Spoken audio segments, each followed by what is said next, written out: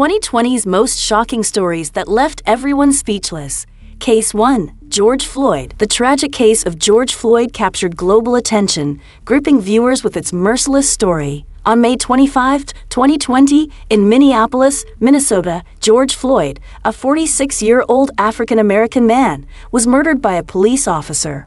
It all began when a store clerk suspected Floyd of using a counterfeit $20 note, leading to the arrival of 4 police officers to investigate. While Floyd and 2 others were seated in a car, the police forcibly removed him and placed him in handcuffs. Derek Chauvin, a white Minneapolis officer, knelt on Floyd's neck and back for a devastating 9 minutes and 29 seconds, despite Floyd being handcuffed and lying face down on the street. Shocking video footage captured by a witness revealed the other 2 officers restraining Floyd, while the 4th officer prevented any intervention. Throughout the ordeal, Floyd pleaded for his ability to breathe. In the final 2 minutes, Floyd became motionless, without a pulse, yet Chauvin continued to press his knee against Floyd's neck even as emergency services arrived.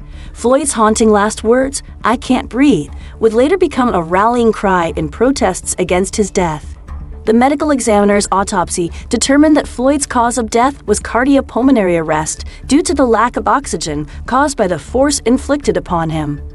The examiner also noted that fentanyl intoxication and recent methamphetamine intake may have contributed to his increased vulnerability. Floyd, a truck driver and security guard, resided in the suburbs of Minneapolis and was a father to 5 children. His untimely death ignited an unprecedented wave of protests and outrage in Minnesota and worldwide.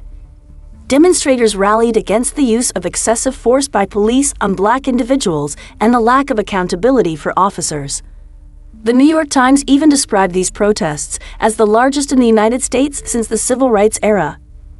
The city of Minneapolis reached a $27 million settlement with Floyd's family, and Chauvin, the primary officer involved, was convicted on 2 counts of murder and 1 count of manslaughter, receiving a 22.5-year prison sentence. The other 3 police officers involved were also convicted of violating Floyd's rights.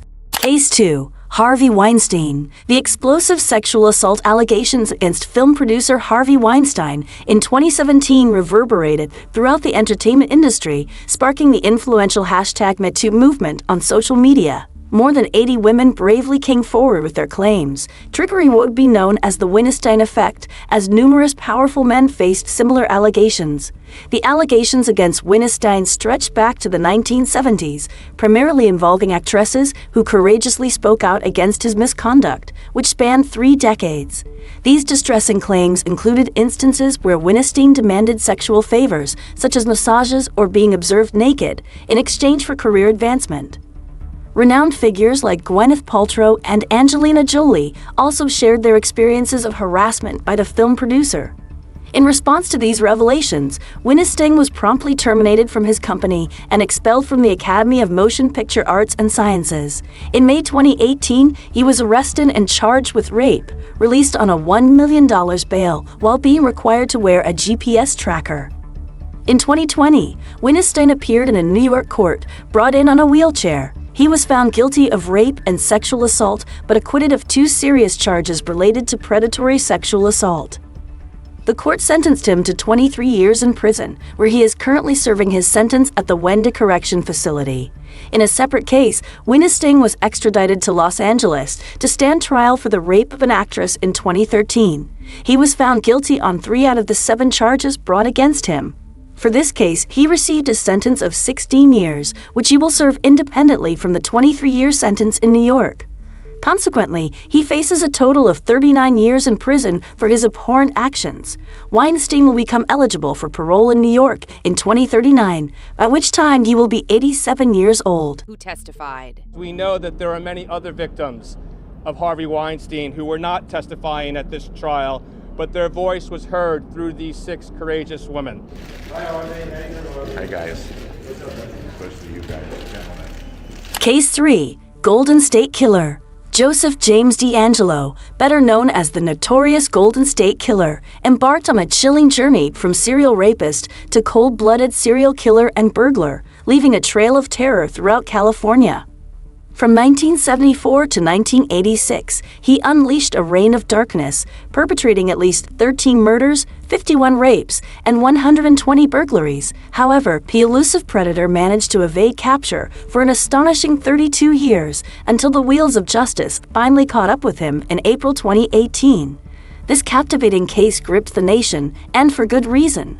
Over a 12-year period, D'Angelo orchestrated a series of killing sprees that rocked the state of California. Unbeknownst to authorities at the time, each spree had its own ominous nickname, obscuring the chilling truth that D'Angelo was the mastermind behind them all. D'Angelo meticulously covered his tracks, donning a ski mask and gloves to ensure he left no fingerprints behind. To further confound law enforcement, he cunningly moved between different regions of California, creating the illusion that the murderer had ceased his rampage. But little did they know, the depravity of his actions persisted, hidden in plain sight. His sinister journey began as the Visalia ransacker during his residence in San Joaquin Valley from 1974 to 1976. The Visalia ransacker embarked on a spree of 120 burglaries and one tragic murder.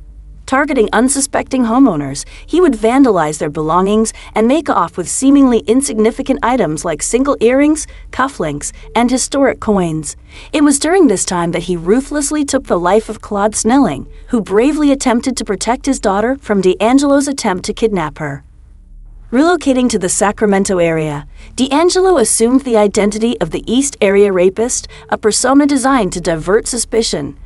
Between 1976 and 1979, his crimes escalated from burglary to rape in this haunting territory. Under the cover of darkness, D'Angelo would stalk neighborhoods, seeking out vulnerable women living alone. His attacks were meticulously planned, with the predator lurking in the shadows, surveilling his victims' homes, many of whom had seen or heard him on their land prior to the attack. Worse still, he would break into the property and plant items for the heinous attack. As his reign of terror intensified, D'Angelo's tactic later moved to attacking couples. It's thought that this change occurred as media reported that the East Area Rapist only attacked women living alone. During his attack on couples, he would often tie up and blindfold the male victim and rape the female, often repeatedly. He even went to the extent of laying plates on the back of the male, claiming that he would kill everyone in the house if he heard them noising. D'Angelo sometimes would linger in the home of his victims, often eating their food and beer. Again, he stole personal objects, most likely as souvenirs since they were of low value. He would then escape quietly, leaving his victims unsure if he was still in a house or not. In 1978, tragedy struck once again after a confrontation on the street. D'Angelo shot Brian and Katie Major, who were walking their dog that night. It was suspected for years to be an act of the East Area Rapist as a shoelace was found nearby. D'Angelo would later plead guilty to these murders in 2020. Between the years of 1976 to 1986, he proceeded to commit serial murders in Santa Barbara, Ventura, and Orange counties. Here, he was known as the original Night Stalker. At this stage, his crimes became even more violent, with a focus on murdering his victims. Perhaps the most bone-chilling aspect of D'Angelo's reign of terror was the torment he inflicted through haunting phone calls to his victims. He made numerous calls to police stations taunting them by saying they'll never catch me. Calls to his victims included claims that he was going to kill them, and during another call to a different victim, asked remember when we played. But what drove Joseph James D'Angelo to commit such heinous crimes? A glimpse into his troubled past unveils a dark and unsettling childhood. As a young boy, he was forced to witness the rape of his sister, Connie, a traumatic experience that undoubtedly left an indelible mark on his psyche. Additionally, D'Angelo's other sister, Rebecca, bravely disclosed that he had endured abuse inflicted by their own father during his formative years. As he entered his teenage years, disturbing signs began to emerge. Reports surfaced of burglaries committed by the young D'Angelo, along with disturbing acts of animal torture, a deeply concerning pattern of behavior that hinted at the darkness within him. For years, D'Angelo remained elusive, evading capture and slipping through the cracks of justice. It wasn't until 2001, when DNA evidence linked the East Area Rapist and the original Night Stalker, that a significant breakthrough occurred in the case.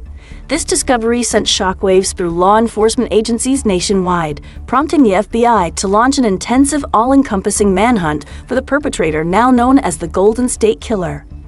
Then, in April 2018, the relentless pursuit bore fruit.